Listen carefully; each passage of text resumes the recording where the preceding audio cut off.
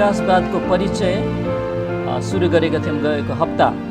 हल्लाउन नसकिने विश्वासको यो अध्ययनको आधामा पुगेका छौँ अनि विकासवादको परिचयको लगभग 4वटा बुँदाहरू गएको हप्ता अध्ययन गरेका थियौँ अनि आज त्यसलाई म छोटकरीमा उल्लेख गरेर अनि अगाडि बढाउँछु।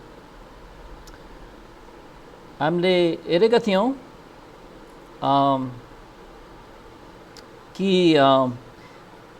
जब चार्ल्स डार्विनले 1859 सालमा ओरिजिन अफ द स्पिसिस भन्ने आफ्नो नाम के अरे त्यो नाम गरेको पुस्तकलाई छापे, त्यो चाहिँ कस्तो समय थियो? सन्देहवादको बिगबिगीको समय थियो अनि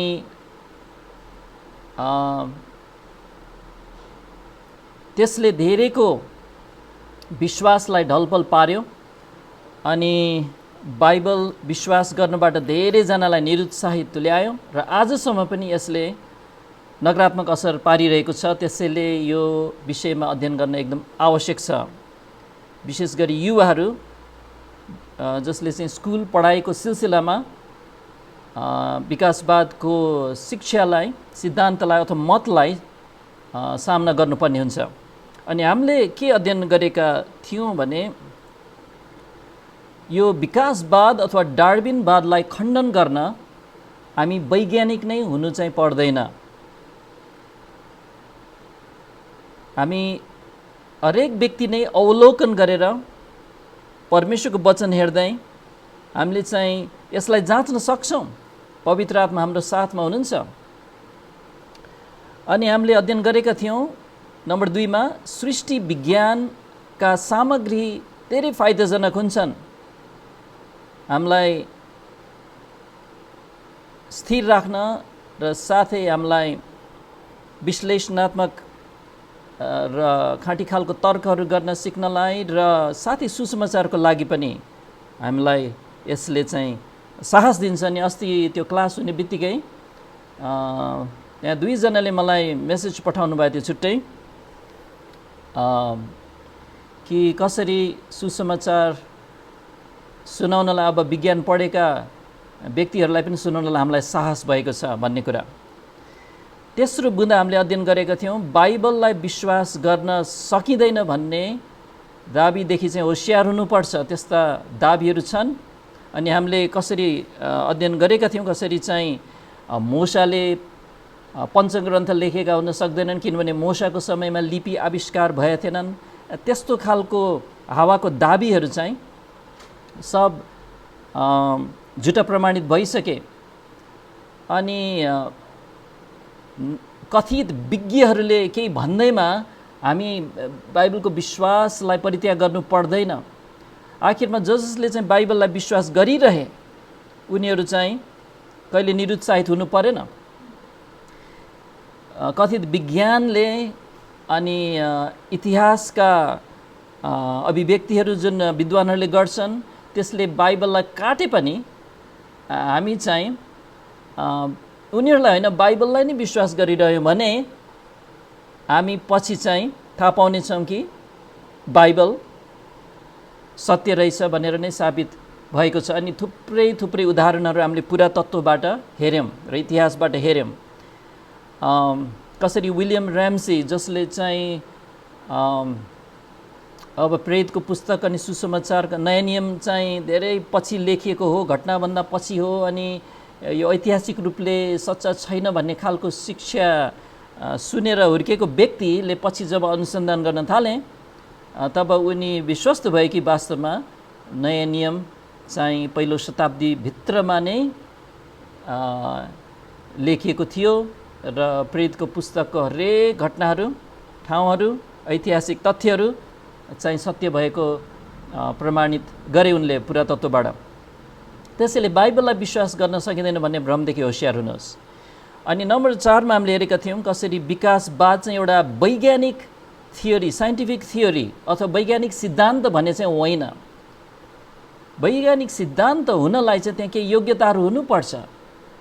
वैज्ञानिक एउटा अवधारणा अथवा हाइपोथेसिस हुनलाई पनि त्यहाँ योग्यताहरू हुनुपर्छ अनि विकासवादले कुनै पनि हालतले चाहिँ त्यस्तो योग्यताहरू पाएको छैन, योग्यता छैन, त्यसैले यो सिद्धान्त अथवा थियोरी समेत होइन, यो मत मात्र हो।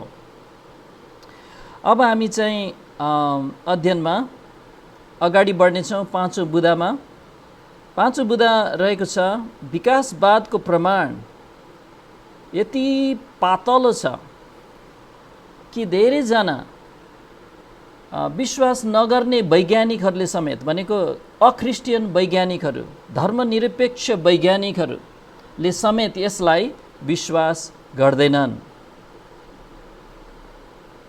अनि हामी केही उदाहरणहरू हेर्नेछौँ त्यस्ता धर्मनिरपेक्ष वैज्ञानिकहरूले भनेका कुराहरू, अनि म उदाहरण गर्दै तपाईँलाई चाहिँ सुनाउने छु। सबभन्दा पहिला चाहिँ हेर्नेछौँ, म अलिकति तर एकचोटि सबै बुँदाहरू बताउँ तपाईँलाई है। यो पाँचौँ बुँदापछि हामी छैटौँ बुँदा चाहिँ विकासवादी मत अन्तिम दिनहरूको सत्य त्यागको एउटा उपज हो। हामी चाहिँ एउटा विशेष समयमा जिउँदैछौँ। अहिले झन्डै 2000 वर्ष भइसक्यो प्रभु येशूको मृत्यु बौरिठाइ भएर अनि सुसमाचार सारा संसारमा फैलिरहेको अथवा गइरहेको। अनि यो अन्तिम दिनहरूको समय चाहिँ कस्तो हुनेछ भनेर प्रेरितहरूले, नयाँ नियमका भविष्यवक्ताहरूले नयाँ नियममा पहिले उल्लेख गरेका थिए कि अन्तिम दिनहरू भनेको चाहिँ सत्य त्यागको समय हुनेछन्। धेरैजना विश्वासबाट भड्केर जानेछन्, खाँटी शिक्षालाई सहने छैनन्, चिलाउने कानहरू भएकाले उनीहरूले दन्त्य कथातिर आफ्नो कान फर्काउने छन्। यस्ता अभिव्यक्तिहरू धेरै पाउँछौँ नयाँ नियममा। अनि त्यसैले विकासवादी मत चाहिँ यस्तै समयमा उब्जिएको एउटा कुरा हो। अनि त्यो हामीले चाहिँ ठुलो दृश्यमा देख्नुपर्छ, अनि त्यो कुरालाई हेर्नेछौँ। साथै नम्बर 7 बुँदा आज प्रभुको इच्छामा हेर्नेछौँ। विकासवाद बाइबल अगमबाणीको एउटा पुरा हुवाई हो र त्यसैले यो बाइबलको ईश्वरीय उद्भवको एउटा प्रमाण हो। यस्तै खालको बाइबल विरोधी धारणा आउँछ भनेर 2000 वर्ष अगाडि बाइबलमा लेखिएको छ, हामीले हेर्नेछौँ नयाँ नियमको त्यो खण्डबाट। अनि त्यसैले बाइबल परमेश्वरबाट दिएको हुनुपर्छ भन्ने झन् प्रमाण स्वरूप चाहिँ हामी पाउँछौँ कि विकासवादी भन्ने यो मत चाहिँ यो अन्तिम दिनहरूमा चाहिँ उब्जेको छ, बाइबलले यस्तो आउँछ भनेको थियो। अनि 8औँमा हामी पुग्यौँ भने यो बुँदालाई पनि अध्ययन गर्न थाल्नेछौँ। यो अलिकति लामो बुँदा रहनेछ। 8औँ बुँदा यो हो कि आस्तिक विकासवाद भन्ने पनि छ। के हो यो आस्तिक विकासवाद? प्राय जसो विकासवादीहरू नास्तिक हुन्छन्, ईश्वर छैनन् भन्छन्, उनीहरू भौतिकवादी हुन्छन्। यो आफै आयो, कसैले बनाएको होइन, त्यहाँ सृष्टिकर्ता रचनाकर्ता हुनुहुन्न भन्छन्। तर त्यहाँ आस्तिक विकासवाद भन्ने पनि समूह आफूलाई त्यो नामले चिनाउनेहरू छन्।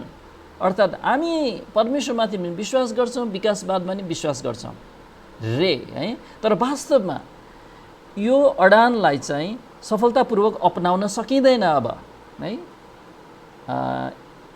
यो विकल्प चाहिँ अपनाउन सकिने विकल्प होइन है, त्यो पनि हामीले हेर्नेछौँ। त्यसैले सबभन्दा पहिला चाहिँ हामी अब 5औँ नम्बर बुँदा अन्तर्गत विकासवादको प्रमाण यति पातलो छ कि धेरैजना धर्मनिरपेक्ष वैज्ञानिकहरूले समेत यसलाई विश्वास गर्दैनन्। अब यो उदाहरण गर्न लागेको यी वैज्ञानिकहरू, गणितज्ञहरू, विज्ञानका विशेषज्ञहरू, उनीहरू क्रिस्चियन होइनन्। उनीहरू कतिजना चाहिँ उनीहरूलाई मतलब छैन वास्तवमा बाइबललाई प्रमाणित गर्न खोजिरहेको होइनन्। उनीहरू खालि उनीहरूले चाहिँ विकासवादको मतलाई हेरे, उनीहरूले आफ्नो विज्ञानलाई हेरेर भने यो यो यो विकासवाद साँचो हुन सक्दैन। जस्तो कि सबभन्दा पहिला चाहिँ आई.एल. कोहेन यहुदी थिए र गणितज्ञ र अनुसन्धानकर्ता थिए अमेरिकाको। उनले भन्छन् विकासवादले प्रतिपादन गरेको एक धारणा काल्पनिक छ। एक धारणा पछिबाट त्यसलाई सच्याए पनि त्यो काल्पनिकै छ र त्यसलाई विज्ञानको विभिन्न विभागहरूले समर्थन गर्दैनन्। अनि उनले केही उदाहरण दिन्छन्, जस्तै कि उनले भन्छन् माइक्रोबायोलोजी, यसमा चाहिँ ब्याक्टेरिया, भाइरस यस्तोको अध्ययन गरिन्छ हैन, डिएनए यिनीहरूको अध्ययन गरिन्छ। कोषको अध्ययन गर्ने वैज्ञानिकहरूले उनीहरूले जानेको कुरासँग यो मेल खाँदैन भन्छ। साथै जीवाश्महरूको अध्ययन, जीवाश्म भनेको चाहिँ फसिलहरू, तिनले पनि समर्थन गर्दैन। अथवा यो आइएल कोहेनको आफ्नै क्षेत्र चाहिँ के थियो भने गणित थियो। त्यसमा पनि यो प्रोबेबिलिटीको दृष्टिकोणबाट अथवा हिसाबमा चाहिँ कुनै पनि कुरा हुनलाई कतिको सम्भावना छ, कति पर्सेन्ट सम्भावना छ भन्ने खालको एउटा छुट्टै हाँगा छ। एउटा त्यसको इन्ट्रोडक्टरी कोर्स लिन पनि 1 सेमेस्टर नै लाग्छ। मैले पनि लिएको थिएँ यो विषय म्याथमेटिकल प्रोबेबिलिटीको। अनि त्यो गणितको यो हाँगाले पनि विकासवादलाई समर्थन गर्दैन।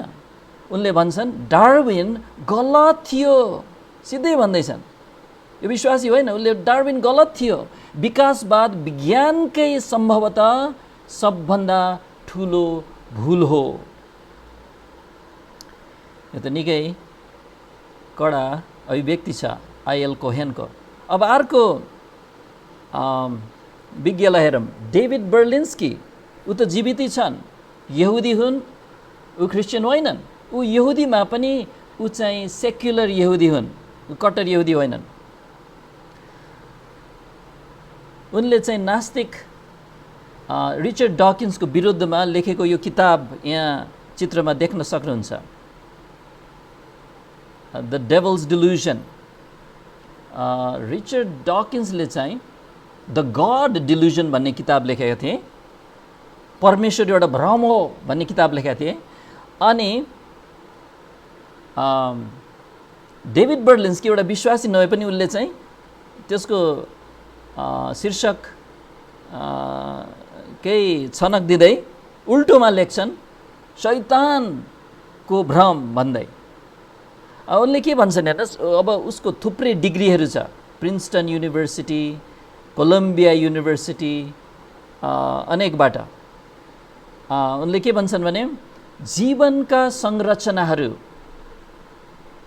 जटिल छन् अनि यस मनुष्य संसारमा जटिल संरचनाहरू बनाइने भनेको सुनियोजित ढङ्गको योजनाबद्ध प्रक्रियाद्वारा हो। एउटा सियो मात्र अस्तित्वमा ल्याउन पनि बुद्धिको एउटा क्रिया चाहिन्छ। जीव बनोटहरू किन अन्य तरिकाले आउँथे र? धेरै वर्षसम्म जीवशास्त्रीहरूले भनेको यो चाहिँ अब क्रम विकासवादलाई समर्थन गर्ने बायोलोजिस्टहरूले सन्देहवादलाई अथवा स्केप्टिसिजमलाई विकासवादी धारणाको परिधिमा राख्न सफल भए। जहाँ जीवाश्मविदहरू भनेको पेलियोन्टोलोजिस्टहरू जसले चाहिँ यो फसिलहरू जीवाश्महरूको अध्ययन गर्छ, जीव वर्गीकरणविदहरू भनेको ट्याक्सोनोमिस्टहरू जसले चाहिँ जीवलाई चाहिँ कुन वर्गमा राख्ने, के नाम दिने भन्ने उनीहरूले चाहिँ उनीहरू विशेषज्ञ हुन्। र दर्शनशास्त्रीहरू भनेको चाहिँ उनीहरू खास वैज्ञानिक त होइनन्, वास्तवमा यी तीनै समूहहरू चाहिँ दर्शनशास्त्रीहरू अनि यो जीवाश्मविदहरू यो रुमलिरहने परिधिमा चाहिँ जीवशास्त्रीहरूले भनेको यो विकासवादीहरूले चाहिँ सन्देहवादलाई चाहिँ के अरे भनेको मतलब जुन यो सृष्टि गरिएको हो अनि परमेश्वरबाट अथवा यो रचना गरेर आएको हो भन्ने कुरालाई चाहिँ शङ्का गर्नलाई चाहिँ उनीहरू कसरी सफल भयो भने दर्शनशास्त्रबाट। अनि यो एकदम संदिग्ध अथवा एकदम निश्चित खालको विज्ञान पनि होइन यो है, फिजिक्स केमिस्ट्री जस्तो कडा विज्ञानहरू होइनन्।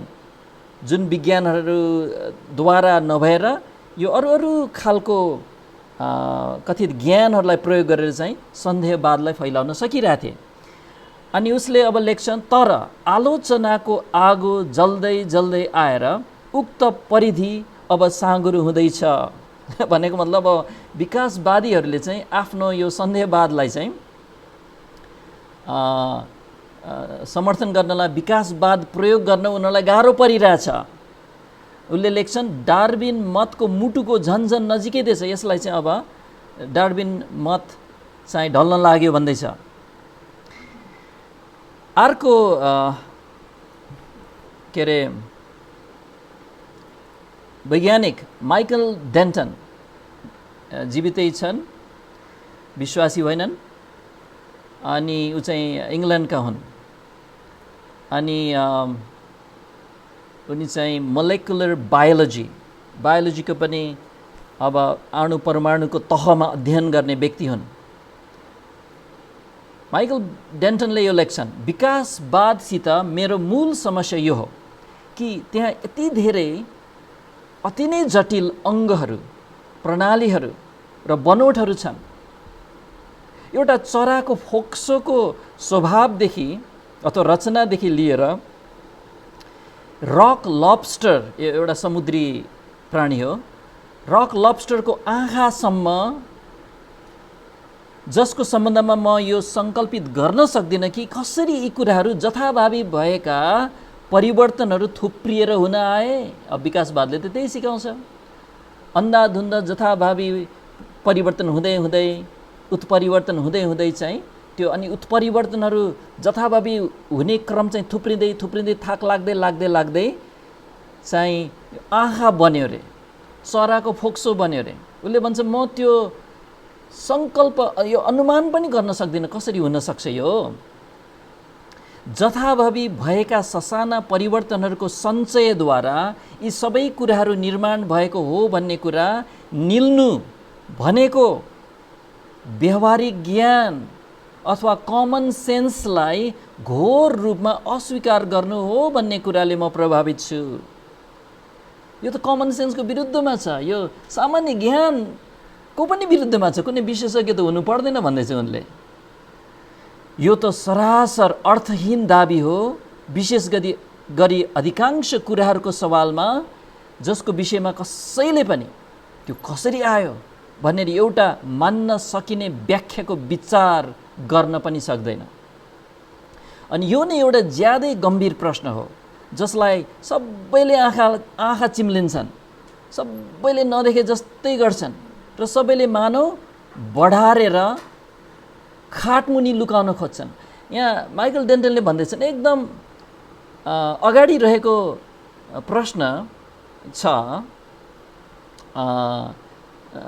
कि यस्तो जटिल कुराहरू कसरी हुन आए, त्यो कल्पना पनि कसैले गर्न सकेका छैन भन्ने प्रश्नलाई चाहिँ खाटमुनि लुकाउँदैछ, धुलो बढारेर लुकाए जस्तो, फोहोरलाई लुकाए जस्तो। अनि त्यसैले म यो मान्न सक्दिनँ भनिरहेको छु। ऊ विश्वासी होइन।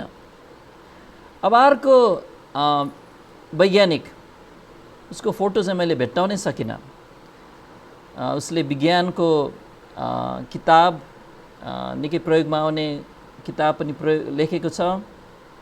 तर व्यक्तिको मृत्यु भइसक्यो। स्विडेनको सोरेन लभट्रप, ऊ पनि जीवशास्त्री थिए, बायोलोजिस्ट थिए। अनि उनले के भन्छन् भने, म यो विश्वास गर्दछु कि एक दिन डार्विनवादी किम्वदन्तीलाई विज्ञानको इतिहासमा सबैभन्दा ठुलो धोकाको दर्जा दिइनेछ। विज्ञानकै इतिहासमा सबैभन्दा ठुलो धोका चाहिँ यो विकासवाद हो, डार्विनवाद हो भनेर चाहिँ एउटा अविश्वासी वैज्ञानिकले भन्छन्। अझ सुन्दै जाउँ। वुल्फग्याङ स्मिथ, ऊ चाहिँ अमेरिकाको ठुला विश्वविद्यालयहरूमा गणितका प्राध्यापक हुन्, जस्तो कि MIT, Massachusetts institute of technology, एकदम सबैभन्दा उच्च कोटिको विश्वविद्यालय मानिन्छ। UCLA क्यालिफोर्नियामा, कोलम्बिया युनिभर्सिटी, तिनीहरूमा चाहिँ पढाउने प्राध्यापक। उनले के भन्छन्, वुल्फग्याङ स्मिथको कुरा सुन्नुहोस्। कुरा यो छ कि विकासवादको मतले संसारलाई बाढले झैँ लगेको छ। त्यसको वैज्ञानिक मर्यादाको बलले त होइन, भनेको एकदम यो वैज्ञानिक भएकोले त होइन, तर अल्पसङ्ख्यकद्वारा मात्र बुझ्न सकिने एउटा किम्वदन्तीको हैसियतले। ओहो है, उसले चाहिँ अङ्ग्रेजीमा अझ मैले अनुवाद यसलाई अक्षरश गरेँ भने किम्वदन्तीमा चाहिँ उसले के भनेको छ भने ग्नोस्टिक मिथ। जस्तो कि पहिलो शताब्दीमा के थियो भने नोस्टिसिजम भन्ने झुटो धारणा निकै फैलिएको थियो, जसको विरुद्धमा चाहिँ पावलले कलसीको पत्र लेख्नु पर्यो। अनि नोस्टिसिजमका शिक्षकहरूले के भन्थे भने हामीसँग गोप्य ज्ञान छ जो अरूलाई थाहा छैन, आओ हामीसित सिक। ख्रिस्ट पनि मान्ने, यहुदी व्यवस्था पनि मान्ने, विभिन्न कुरा मान्ने, अनि ग्रिक दर्शनशास्त्री पनि मान्ने। यो खिचडी थियो। अनि त्यस्तै गरिकन विकासवाद पनि एउटा थोरैले मात्र बुझ्ने किम्वदन्तीको हैसियतले चाहिँ संसारलाई नै बाढले चाहिँ निल्न सकेको छ भन्दैछन्। वुल्फग्याङ स्मिथको भनाइलाई अझ पढौँ। भन्नुपर्दा यसले यो दाबी गर्छ कि जीवहरूले आफैलाई सृष्टि गरे, जो भनेको निचोडमा एउटा आध्यात्मिक दाबी हो। उसले के भन्छन् भने जीवहरूले आफैलाई सृष्टि गरे भन्ने कुरा चाहिँ एउटा वैज्ञानिक दाबी होइन, यो चाहिँ आध्यात्मिक दाबी हो। भनेको मतलब यो भौतिकवादी कुरा होइन, यो चाहिँ भौतिकवादभन्दा बाहिरको कुरा हो। विज्ञान भनेको त भौतिकवादसँग को अध्ययन भनेर भन्छन्, तर यो त मेटाफिजिकल भनेको भौतिकवादभन्दा पनि बाहिरको कुरा, एउटा दार्शनिक कुरा हो भन्दैछन्। पढ्दै जाउँ। यसरी आखिरमा विकासवाद साँच्ची नै वैज्ञानिक भेषमा आभूषित एउटा आध्यात्मिक मत हो, एउटा धर्म हो भन्दैछ एउटा अविश्वासीले, वुल्फग्याङ स्मिथले। अब अर्को उद्धरण पनि, आज चाहिँ थुप्रै उद्धरण छन् यहाँ सुरुमा, विशेष गरिकन सकिन लाग्यो तर यो चाहिँ कोलिन प्याटरसन। उनी चाहिँ इङ्ल्यान्डको म्युजियम अफ नेचुरल हिस्ट्री, त्यो सङ्ग्रहालय, त्यो ठुलो नाम चलेको सङ्ग्रहालयको प्रमुख जीवाश्मविद थिए। जीवाश्मविद भनेको चाहिँ पेलियन्टोलोजिस्ट, भनेको चाहिँ उत्खनन गरेर जीवशेषहरू, जीवाश्महरू जब भेटिन्छन्, हड्डीहरू भेटिन्छन्, अनि त्यसको अध्ययन गर्ने, त्यसको बारेमा विशेषज्ञ। उनले के लेख्छन्, कोलिन प्याटरसनले किनभने याद गर्नुहोस् है, कति विकासवादलाई समर्थन गर्ने व्यक्तिहरू, उनीहरूले खासै विकासवादको विषयमा पनि धेरै जाने हुँदैनन्, तर उनीहरूले के भन्छ भने फसिलहरूले प्रमाणित गरिसक्यो नि, फसिलहरूले है, डाइनोसरले प्रमाणित गरिहाल्यो नि विकासवाद सत्य हो भनेर है। तर हेरौँ न, सबैभन्दा ठुलो यो फसिलको विशेषज्ञ इङ्ल्यान्डको सबभन्दा ठुलो मध्ये भनौँ, जे होस् म्युजियम अफ नेचुरल हिस्ट्रीको चाहिँ प्रमुख, उसले के लेख्छन्, एउटै मूलबाट जीवहरू आए भन्ने विकासवादी अवधारणाको व्याख्यात्मक मूल्य भनेको शून्य छ, जिरो रे सबै जीवहरू एउटै मूलबाट आए भन्ने कुराको प्रमाणै छैन, उसले भन्दैछ। पढ्दै जाउँ।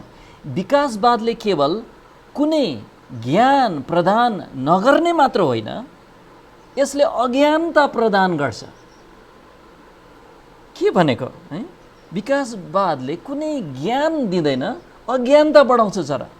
अब उसले चाहिँ अझ स्पष्ट साथ भन्न थाल्छ, सुन्नुहोस् यहाँ, यो कसरी हुन सक्छ कि मैले 20 वर्ष विकासवादमा काम गरेँ, तरै पनि मैले एउटै कुरा त्यसबाट सिक्न सकिनँ।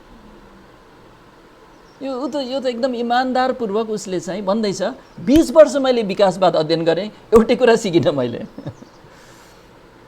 अनि उसले लेक्चर अथवा यो कुराहरू भन्दाखेरिको अडियो टेप इन्टरनेटमा छ अनि मैले पनि सुने।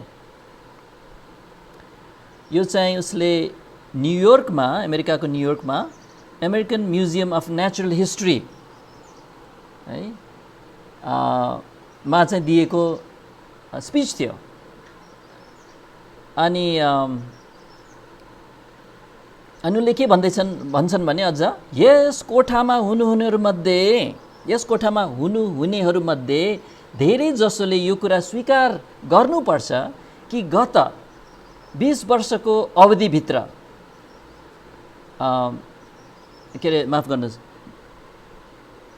धेरै जसोले यो कुरा स्वीकार गर्नुपर्छ कि गत 10 वर्षको अवधिभित्र विकासवादको आधार तथ्यबाट विश्वासमा सरेको छ। विकासवाद चाहिँ एउटा तथ्यात्मक, तथ्यहरू, फ्याक्ट्सहरू, वास्तविकताहरू को आधारमा अडेको ज्ञान नभइकन विश्वास गरिने कुरा भएको छ। विश्वास गरिने कुरा बुझ्दै हुनुहुन्छ? हेर्दा उसले भन्नु न, अझ पढौँ, हेर्दा यस्तो पक्कै पनि देखिन्छ कि विकासवादको विषयमा ज्ञानको तह उल्लेख्य रूपमा शून्य छ अथवा न्यून छ। केवल हामी यति जान्दछौँ। अब सुन्नुहोस् है, उसले के भन्छ, कलिन प्याटरसनले, केवल हामी यति जान्दछौँ। के जानेछौँ त हामीले विकासवादको बारेमा? हामीले यति जानेछौँ, 20 वर्ष अध्ययन गरेर यति जानेछौँ कि यसलाई स्कुलमा पढाइनु हुँदैन। कलिन प्याटरसन अविश्वासीले भन्दैछ यसलाई स्कुलमा पढाइनु हुँदैन, यसले ज्ञान प्रदान त गर्दैन, अज्ञान त पढाउने हो। अनि यति नै हो हामीले यसको बारेमा जानेको कुरा। अब त्यसैले हामीले यो 5औं बुँदा अन्तर्गत हेऱ्यौँ कि धर्मनिरपेक्ष वैज्ञानिकहरूले समेत समर्थन गर्न नसकिने भएको छ विकासवादको कथित प्रमाणहरू चाहिँ यति पातलो भएकोले। अब हामी 6औं बुँदा अध्ययन गर्न जानेछौँ। 6औं बुँदा यो हो, विकासवादी मत अन्तिम दिनहरूको सत्य त्यागको एउटा उपज हो। अब यो कुरा चाहिँ हामीले यो हल्लाउन नसकिने विश्वासको अध्ययनको सुरुमा नै हामीले हेरेका थियौँ। तर फेरि पुनर्सम्झना गराउँछु। 19औं शताब्दीमा भनेको के हो? 19औं शताब्दी भनेको 1800 देखि लिएर 1899 सम्म भनेको 1900 सम्म, त्यो 100 वर्षमा सत्य त्यागको विस्फोटन भयो। त्यसैले सम्झनुस्, आजभन्दा लगभग 200 वर्ष अगाडि, 220 वर्ष अगाडि चाहिँ एउटा कुरा चाहिँ पड्क्यो, के भने सन्देहवाद अथवा सत्य त्यागको विस्फोटन भयो। सत्य त्याग भनेको चाहिँ जुन कुराहरू बाइबलमा सृष्टिको बारेमा अनि यो संसार कहाँबाट आयो भन्ने बारेमा चाहिँ उहिलेदेखि बाइबललाई सत्य मानेको कुरालाई चाहिँ त्याग्ने, अनि साथै येशू ख्रीष्टको सुसमाचार, उहाँको बौरी उठाइ, त्यस चाहिँ ऐतिहासिक होइन भन्न थाल्ने, अनि बाइबलका पुस्तकहरू यी चाहिँ किंवदन्ती हुन् भन्न थाल्ने, यस्तो खालको सत्य त्यागको विस्फोटन भयो। सन्देहवादको वातावरण जहाँसुकै थियो। ईश्वर शास्त्रीय मोडर्निज्म, यो चाहिँ थियोलोजिकल मोडर्निज्म भनेको चाहिँ उनीहरू बाइबल अध्ययन गर्छन्, बाइबल पढ्छन्, तर उनीहरू सबै अविश्वासमा अध्ययन गर्छन्। अहिले धेरैवटा बाइबल कलेजहरू त्यस्तो छन् अमेरिका, इङ्ल्यान्ड, युरोपमा है। ह्युमनिज्म भनेको चाहिँ अब सबै कुरा अब मान्छेको दृष्टिकोण, मान्छेको सोचाइ बाट हेर्न थाल्ने। अब हामीले नै अब निर्धारण गर्ने के सत्य हो। युनिटेरियनवाद भनेको चाहिँ अब त्रिएकतालाई चाहिँ पुरै इन्कार गर्ने चर्चहरू। ईश्वर त छन् कतै हैन, तर इतिहासमा केही गरेको छैन ईश्वरले, त्यस्तो खालको युनिटेरियनवादले चाहिँ डार्विनवादी विकासवादलाई स्वीकार गर्न माटो तयार पारेको थियो। त्यसैले के भएको थियो भने विकासवाद आउनुभन्दा अगाडि नै, विकासवादको त्यो प्रमुख किताब डार्विनले छापेको त 1859 मा हो, 1859 मा। अनि त्यसले त्योभन्दा 60 वर्ष अगाडि नै मलिलो माटो तयार भइसकेको थियो सत्य त्यागले, त्यो बुझ्नुपर्छ। अनि त्यस्तो वातावरणमा माहौलमा चाहिँ यो डार्विनको किताब फस्टाउन पाएको हो, त्यो सम्बन्ध देख्न आवश्यक छ। त्यसैले त्यो सत्य त्यागको वातावरणको वर्णनलाई हामी एकछिन विचार गरौँ। अमेरिकाको एकजना एकदम विद्वान हुन्। वास्तवमा यो व्यक्ति चाहिँ भर्खरै 5-6 महिना अगाडि मात्र मृत्यु भयो, धेरै वृद्ध भएर। खै कोभिडले पनि हो कि थाहा छैन मलाई। गर्ट्रुड हिमेलफार्ब, विश्वासी होइन, यहुदी हो। उनले के लेख्छन्, त्यो यस्तो समय थियो जब जीवहरूको उत्पत्तिको बारेमा अनुमानहरूको बिगबिगी थियो, जब सबभन्दा खाँटी शिक्षाहरू समेत परिमार्जित गरिँदै थिए र जटिल बनाइँदै थिए, भनेको बुझ्नै गाह्रो बनाइँदै थियो। एकदमै स्थापित खाँटी शिक्षाहरू, विश्वास गरिएको कुराहरूलाई चाहिँ गज्याङ मेज्याङ पारिँदै थियो। यो चाहिँ के अरे 19औं शताब्दीको सुरुतिरको कुरा गर्दैछन्, 1800s को कुरा, 200 वर्ष अगाडिको कुरा गर्दैछन्।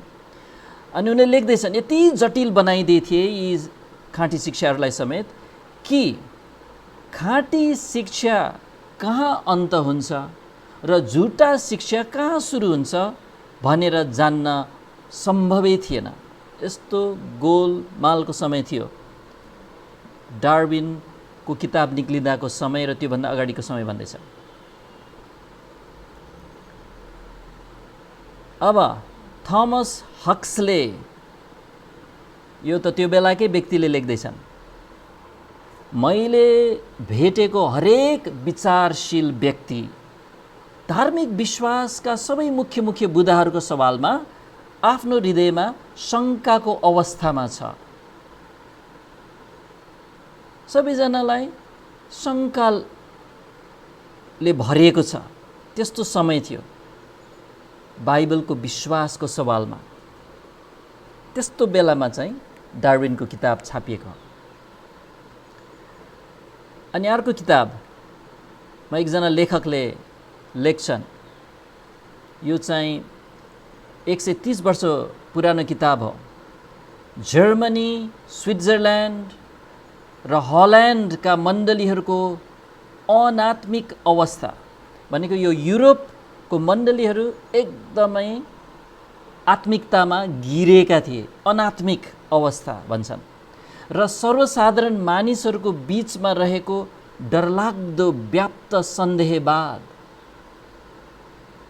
अविश्वास र नास्तिकवादको कारण निश्चय पनि के थियो भने ती राष्ट्रहरूका बहुसङ्ख्यक रूपमा रहेका प्रमुख पास्टरहरू र ईश्वर शास्त्रीय प्राध्यापकहरूले, भनेको बाइबल कलेजका शिक्षकहरूले यस्ता आलोचनाहरूको समर्थन गरिरहेका थिए। भनेको सन्देहवादले गरेको आलोचनाहरू, विकासवादबाट आएको आलोचनाहरू, इतिहासको सम्बन्धमा बाइबलका पुस्तकहरूको सवालमा आएका आलोचनाहरूलाई कसले समर्थन गर्दै थिए रे? प्रमुख पास्टरहरूले, युरोपका प्रमुख पास्टरहरूले र बाइबल कलेजका शिक्षकहरूले। यस्तै कुरा इङ्ल्यान्ड, स्कटल्यान्ड र अमेरिकामा पनि फैलिरहेको थियो। यो बुझ्न एकदम महत्त्वपूर्ण छ। कसरी सर्वसाधारण मानिसहरूमा चाहिँ यस्तो सन्देहवाद, अविश्वास फैलियो? यहाँ जवाफ दिँदैछ, यो चाहिँ मण्डलीहरूबाट। किन मण्डलीमा थुप्रो मान्छे जुट्छन् अनि एउटा अविश्वासी त्यहाँ प्रचारक हुनुपर्छ, एकैचोटि सयौं व्यक्तिमा सल्किन्छ त्यो। अनि त्यही भइरहेको थियो युरोपमा। त्यो किनभने त्यो बेलामा चर्च जाने संस्कृति थियो। त्यो बेला धेरैजना चर्च जान्थे त्यो बेलाको समय। तर चर्चमा सिकाउने पास्टरहरू नै सन्देहवादीले चाहिँ निलिसकेका थिए, उनीहरू खाइसकेका थिए। अनि त्यो कुरा युरोपबाट अमेरिकामा सर्यो। अनि अमेरिकामा पनि फैलियो। किनभने अमेरिकाको कतिजना पास्टरहरू, बाइबल शिक्षकहरू चाहिँ युरोपमा गएर अध्ययन गर्थे। त्यो बेलामा एकदम त्यसलाई चाहिँ युरोपमा गएर अध्ययन गर्नु चाहिँ ठुलो मानिन्थ्यो। अमेरिकामा अध्ययन सानो मानिन्थ्यो, युरोपमा जर्मनी जस्तो ठाउँमा है अध्ययन गरेर पो आउनु नि। अनि उनीहरूले के सिक्दै थिए? अविश्वास सिक्दै आइरहेको थिए। अनि त्यही प्रचार गर्न थाले अमेरिकाको पुलपिटहरूमा पनि। जर्ज रोमेन्स, यो व्यक्ति चाहिँ चार्ल्स डार्विनसँग नै घनिष्ठ मित्रता भयो उसको। ऊ चाहिँ आफूलाई विश्वासी भन्थ्यो, तर चार्ल्स डार्विन यति ठुलो नाम थियो, ऊ चाहिँ उसँग चाहिँ धेरै पत्रचारहरू गर्यो। जर्ज रोमेन्सले के लेख्छ? सन् 1878 भनेको आजभन्दा 140 वर्ष अगाडि लेख्छ, अविश्वासको भाडी रोक्ने फाटकहरू अब खुल्ला भएका छन् अनि नास्तिकवाद हामीमाथि उर्लेर आइरहेको छ। George romance. अब यो व्यक्ति त चिन्नुहुन्छ होला तपाईहरुले, चार्ल्स स्पर्जन। यो चाहिँ इङ्ल्यान्डमा त्यही बेलामा प्रचारक थिए, पास्टर थिए। 1887 सालमा उनले भनेको कुरा म पढेर सुनाउँछु।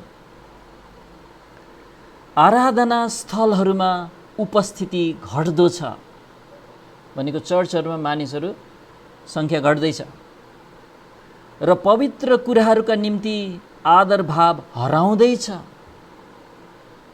हामी यो विश्वास गर्दछौँ कि यसको कारण धेरै हिसाबले पुलपिटबाट भनेको चर्चहरूबाट निस्केका सन्देहवादको झिल्काहरूले गर्दा हो, जो सर्वसाधारण मानिसहरूको बीचमा फैलिएर गएको छ। बाफरे है। त्यसैले अविश्वास फैलाउनमा ठुलो हात चाहिँ चर्चहरूको पास्टरहरू, बाइबल कलेजका शिक्षकहरू थिए। न त त्यतिको कसले पढ्थ्यो र ती सन्देहवादको किताबहरू? उनीहरूलाई थाहा पनि हुँदैन थियो धेरै जसोलाई। तर शैतानले चाहिँ सत्य त्यागको मलिलो माटो जुन तयार भइसकेको थियो डार्विनको किताब आउनुभन्दा 50-60 वर्ष अगाडिदेखि नै, त्यो ठाउँमा चाहिँ विकासवाद फस्टाउन सकेको हो। त्यसैले आत्मिक सन्देहवादको यस्तो वातावरणमा हो विकासवादको मत जन्मेको र फस्टाएको। अब त्यो थियो हाम्रो 6औं बुँदा, विकासवादी मत अन्तिम दिनहरूको सत्य त्यागको एउटा उपज हो। त्यत्तिकै रित्तो वातावरणमा चाहिँ फ्याट्ट यो निस्केको कुरा थिएन, सत्य त्यागको उपज। अब 7औं नम्बर बुँदामा जानेछौँ हामी। अनि हामी चाहिँ दोस्रो पत्रुसमा पल्टाउँ।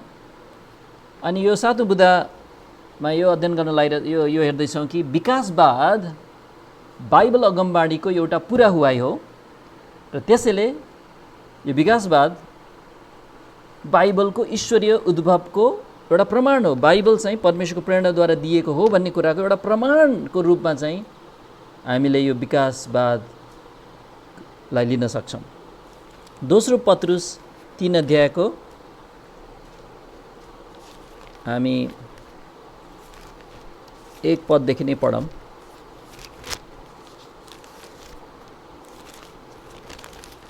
यो अगमबाणीको खण्ड गजब छ। दोस्रो पत्रुस 3 को 3 पदबाट जाउँ। 3 पदबाट नै, पहिले यो जानेर कि अन्तिम दिनहरूमा गिल्ला गर्नेहरू आउनेछन्, जो तिनीहरूका आफ्नै अभिलाषाहरू अनुसार हिँड्छन् र यसो भन्छन्, खै उहाँको आगमनको प्रतिज्ञा कहाँ गयो? किनकि पिता पुर्खाहरू मरेका समयदेखि सबै कुराहरू सृष्टिका सुरुबाट जस्ता थिए त्यस्तै चलिरहेका छन्। किनकि तिनीहरू भनेको गिल्ला गर्ने अविश्वासीहरू यस कुराको विषयमा अजान रहन चाहन्छन्। उनीहरू अजान छन् भनेको छैन यहाँ, उनीहरू अजान रहन चाहन्छन्। उनीहरूको कारण आफ्नो अभिलाषा अनुसार हिँड्न सक्नको लागि उनीहरू अजान रहन चाहन्छन्। उनीहरू जान्न चाहँदैनन् भनेको कुन कुरा? यो कुरा परमेश्वरको वचनद्वारा प्राचीन आकाशहरू भए अनि पृथ्वी पानीबाट र पानीद्वारा रहिरहेको थियो। सृष्टिको कुरा गर्दैछ। 6 पद, जुन पानीद्वारा त्यस बेलाको संसार पानी नै पानी भएर नष्ट भयो। हो, जलप्रलयको कुरा गर्दैछ। बाइबल उत्पत्तिको पुस्तक अध्याय 6, 7, 8। तर त्यही वचनद्वारा अहिलेका आकाशहरू र पृथ्वी जोगाइएका छन्, न्यायको दिन र भक्तिहीन मानिसहरूका विनाशका लागि आगोको निम्ति साँचिएका छन्।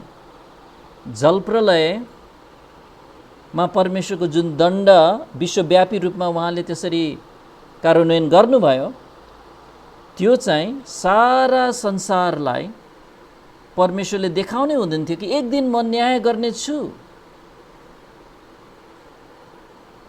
जसरी न्याय गर्नुभयो उहाँले पहिला, अनि त्यहाँ भविष्यमा अन्तिम न्याय हुनेछ, पापलाई दण्ड दिनेछु भनेपछि उहाँको दोस्रो आगमनको कुरा। तर अब गिल्ला गर्नेहरूले खै त है भनेर चाहिँ उनीहरूले चाहिँ त्यो सत्य होइन भन्दैछन्। उनीहरूले सृष्टिलाई, जलप्रलयलाई र भविष्यमा हुने परमेश्वरको न्यायलाई चाहिँ इन्कार गर्नेछन्। त्यसको विषयमा जान्न पनि चाहँदैनन्, आफ्नो अभिलाषाहरू अनुसार जिउन पाउनलाई भन्दैछन्। त्यसले अब यो खण्ड कहिले लेखिएको? यो त 2000 वर्ष अगाडि लेखेको हो। अनि तर यो खण्ड अगमबाणीले चाहिँ ठिक अहिलेको हाम्रो समयको व्याख्या गरिरहेछ। अहिले हाम्रो समय भनेको कस्तो हो?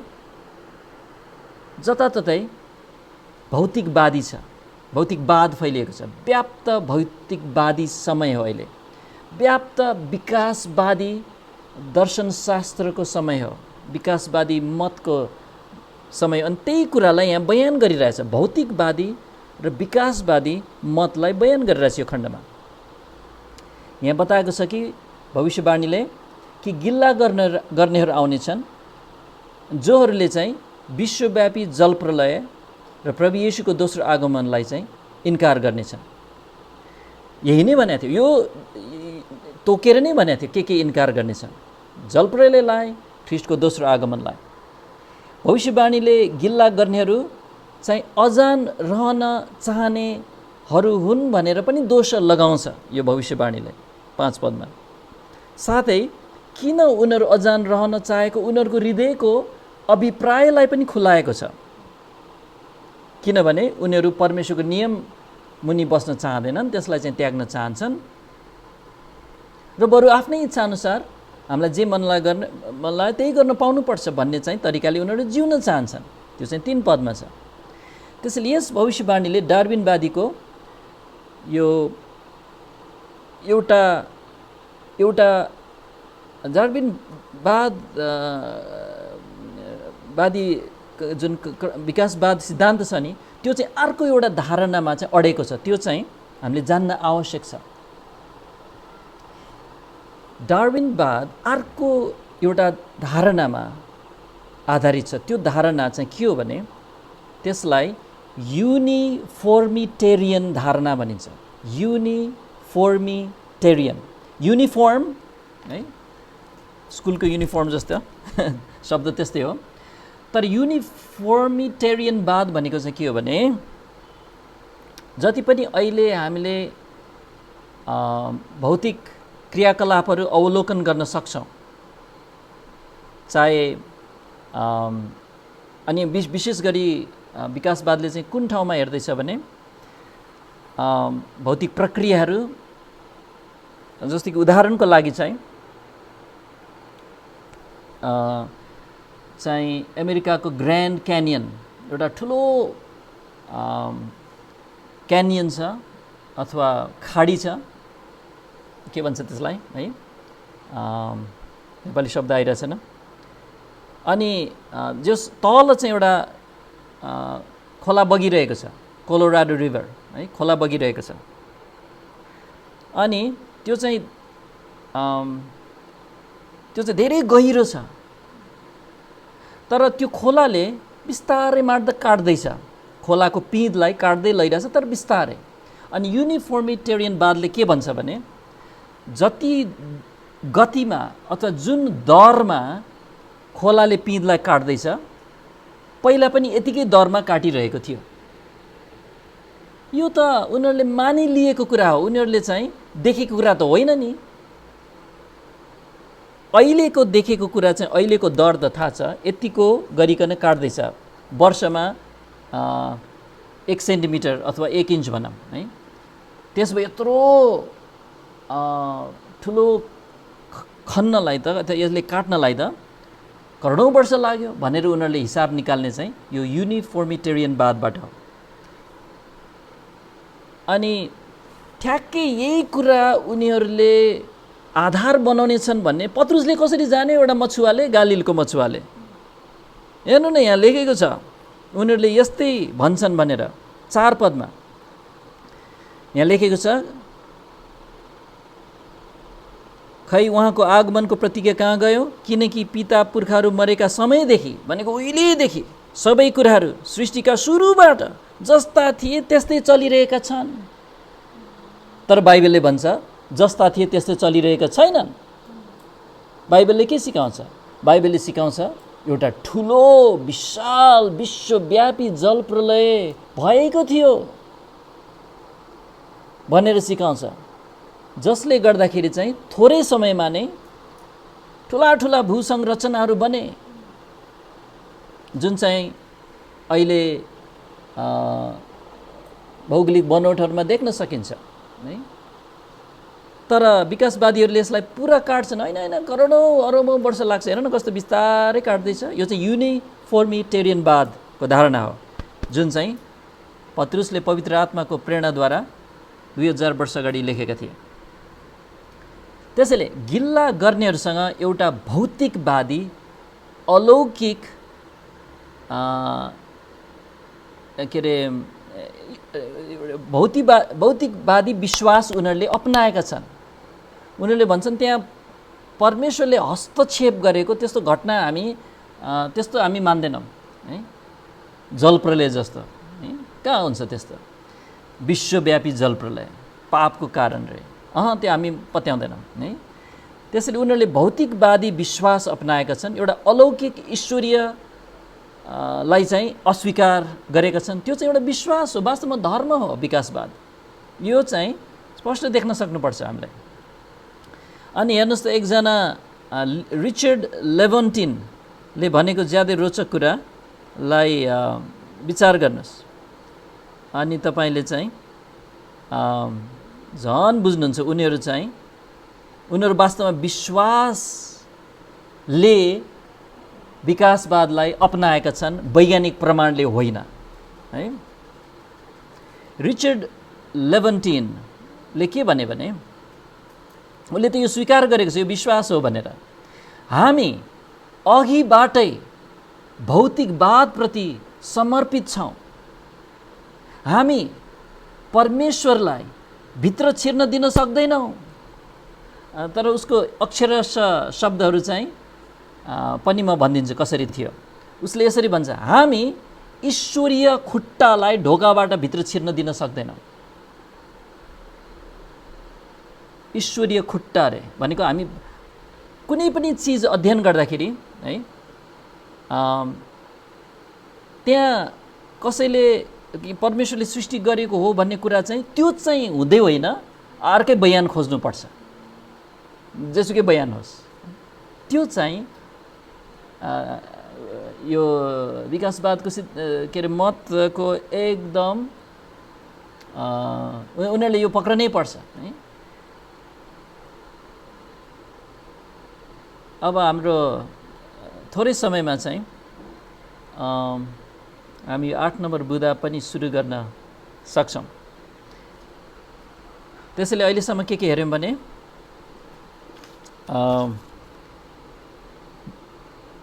विकासवादको प्रमाण धेरै पातलो भएको, यति पातलो कि धर्मनिरपेक्ष वैज्ञानिकहरूले पनि यसलाई अविश्वास गरेको। हामीले यो हेऱ्यौँ, विकासवाद मत चाहिँ अन्तिम दिनहरूको सत्य त्यागको उपज हो। र यो अर्को कुरा हेऱ्यौँ, बाइबल अगमबाणीको पूर्वाह्वाईको प्रमाण पनि हो। अब 8औं नम्बरमा हामी हेर्न लागिरहेछौँ, विकासवादमा पनि एउटा आस्तिक विकासवाद भन्ने अपनाउने व्यक्तिहरू छन्। त्यो चाहिँ सफलतापूर्वक अपनाउन सकिने विकल्प होइन। त्यो कुरा हामी अलिकति भए पनि हेर्ने समय लिनेछौँ। थिइस्टिक एभोल्युसन भनिन्छ अङ्ग्रेजीमा। थिइस्टिक भनेको चाहिँ ईश्वरवादी, एभोल्युसन भनेको विकासवाद। ईश्वरवादी विकासवाद रे है। यो चाहिँ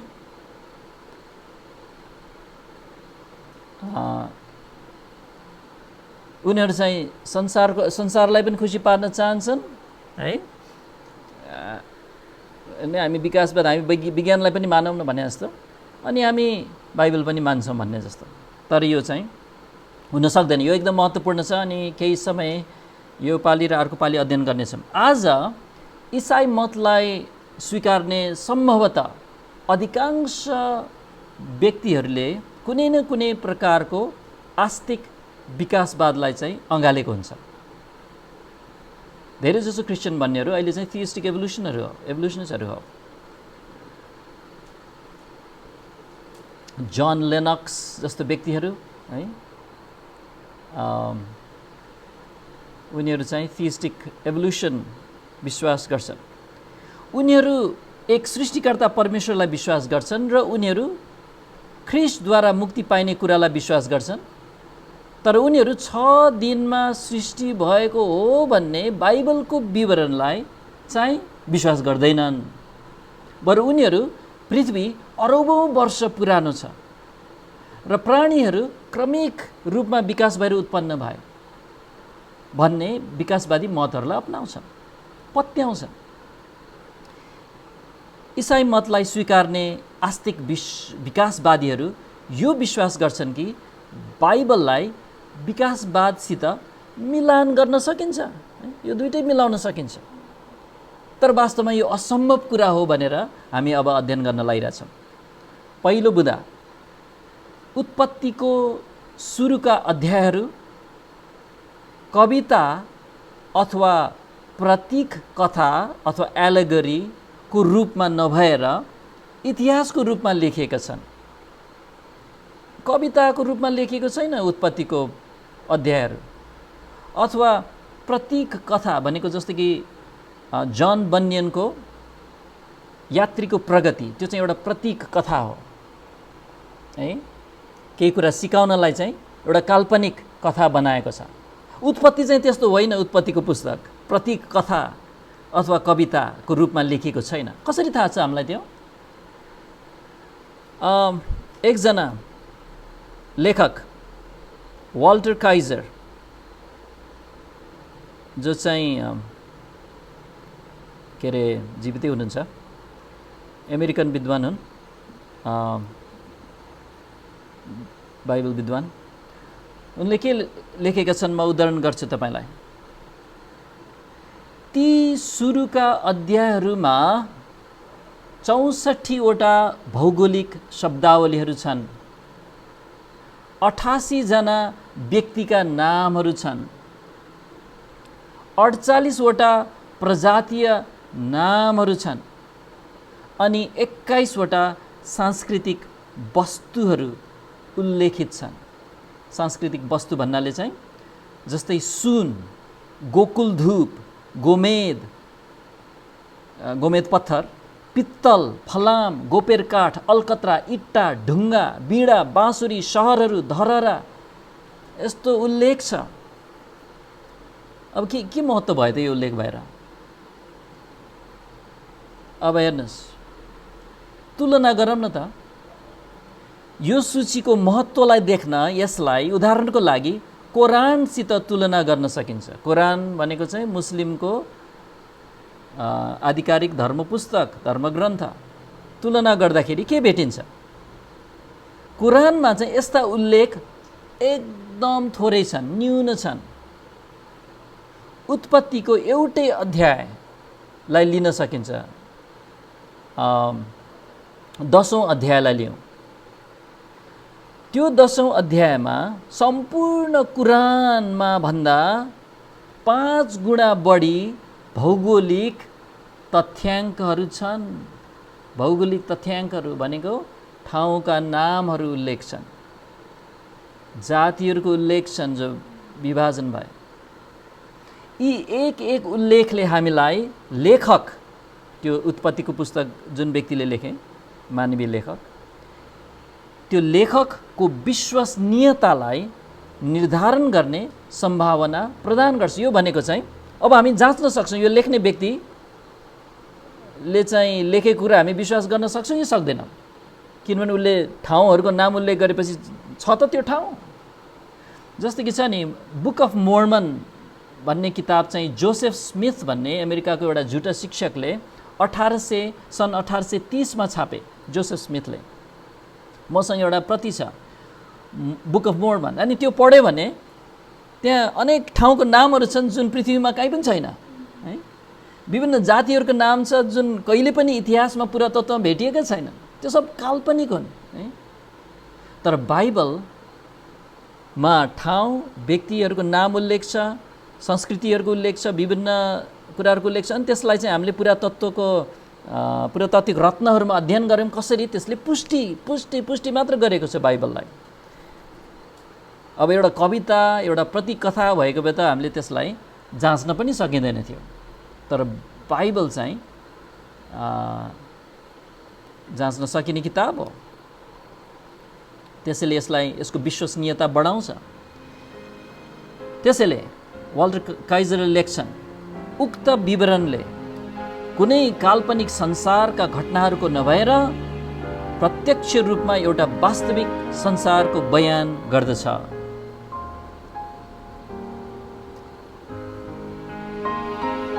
हुन्छ, हाम्रो समयको अन्तमा आइपुगेको छौँ। हुन्छ त हामी प्रार्थना गरेर यो अन्त गर्नेछौँ। आउनुहोस्।